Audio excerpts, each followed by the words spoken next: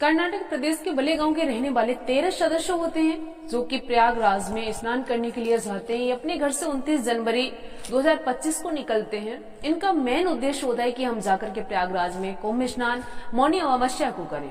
इन्हीं 13 सदस्यों में एक लड़की होती है जिसका नाम होता है मेघा। मेघा वहां पर जाती है और एक वीडियो बनाती है। वीडियो बनाने के बाद अपलोड करती हैं। वो वीडियो इतनी तेजी से वायरल होने लगता है जिसका कोई जवाब नहीं। वो उस वीडियो में संदेश देना चाहती है लोगों के लिए कि जो भी संगम तट पर आए, जो भी महाकुंभ में स्नान करने के लिए आए, वो सतर्क रहें, क्योंकि यहाँ पर भीड़ बहुत ज्यादा हो चुकी है, बहुत ज्यादा बेकाबू हो चुकी है। यहाँ पर भीड़ को संभालना बहुत ज्यादा मुश्किल है। वो वीडियो इतनी तेजी से वायरल होने लगता है क्योंकि जो वीडियो जिस लड़की ने बनाया था मेघा ने, वो उसी हादसे का शिकार हो चुकी थी।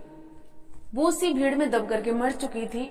और जो मेघा की माँ होती है ज्योति देवी, उनकी उम्र बताई जाती है लगभग 50 साल की होती है। वो भी उसी शिकार का हादसा का शिकार हो चुकी होती हैं। वो भी उसी भीड़ में दब करके मर जाती हैं। जब वो मर जाती है तो ये वीडियो और ज्यादा वायरल होने लगता है क्योंकि जिस लड़की ने ये वीडियो बनाया था वही वीडियो तो दुनिया में छोड़ गई, लेकिन वो मेघा नाम की लड़की अब दुनिया में नहीं रही।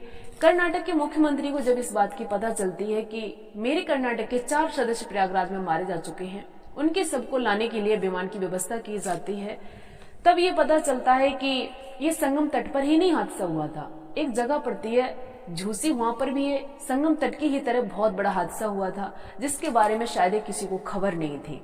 वहां पर एक पत्रकार पहुंचते हैं, सबसे पहले लल्लन टॉप के जब पत्रकार पहुंचते हैं तब ये जो घटना हुई है इसके बारे में लोगों को पता चलता है। आइए इसी कहानी को आप समझने की कोशिश करते हैं कि आखिर जो दूसरी जगह ये हादसा हुआ कैसे हुआ। सभी दर्शकों के लिए प्यार भरा नमस्कार।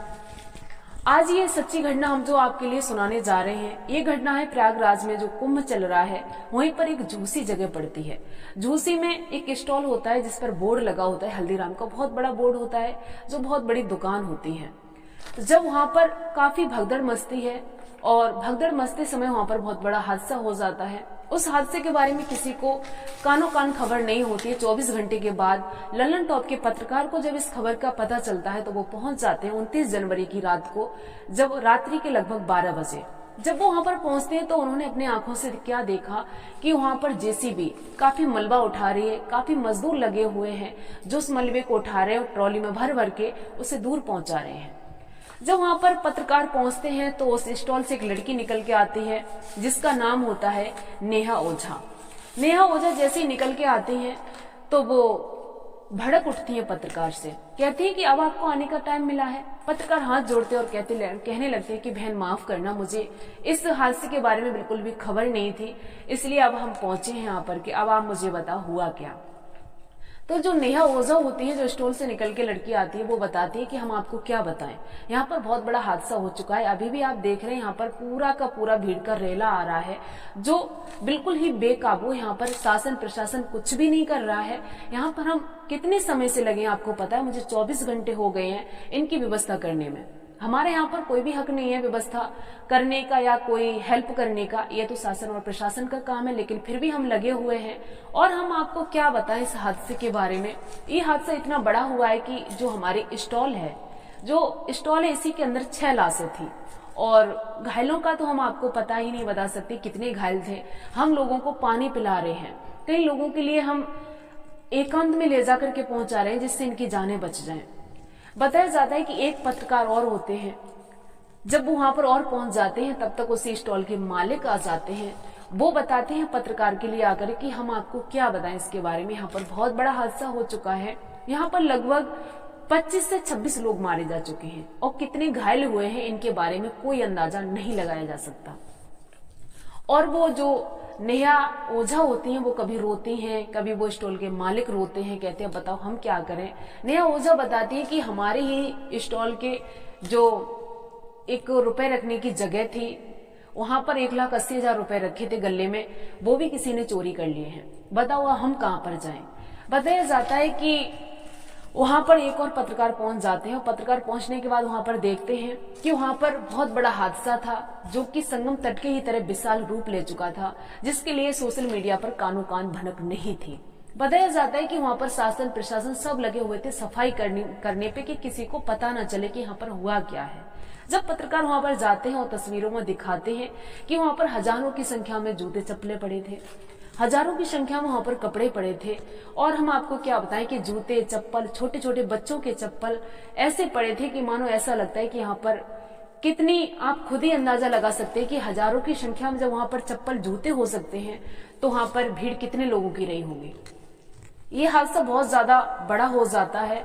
लेकिन हम आपके लिए क्या बताएं कि कुछ लोग जो कुंभ में गए थे तो न जाने किनकी गोद खाली हो गई, न जाने कितनों के भाई दुनिया से चले गए, न जाने कितने बाप के बेटे चले गए। ये जो कुंभ का हादसा हुआ है, जो झूसी का हादसा हुआ है, ये हादसा जो हुआ है न जाने कितनों के लिए जिंदगी भर का दर्द देके चला गया। इस दर्द की भरपाई तो कोई नहीं कर सकता, लेकिन फिर भी जो उत्तर प्रदेश के मुख्यमंत्री हैं सीएम योगी आदित्यनाथ ने, उन्होंने इस घटना की उच्च स्तर से जांच करने के लिए आदेश दिए हैं। और उन्होंने आदेश दिए कि इस घटना का जो भी दोषी पाया जाएगा उसके लिए कड़ी से कड़ी सजा होगी। और जो भी मृतक परिवार के, जो मृतकों का परिवार है, उनके लिए 25-25 लाख का अनुदान दिया जाएगा, उनके लिए मुआवजा दिया जाएगा। खैर, मुआवजा देने से कोई उनकी भरपाई तो नहीं कर सकता है, लेकिन इतना जरूर है कि उनके जख्मों पर थोड़ा सा मरहम लगाने का काम हो सकता है।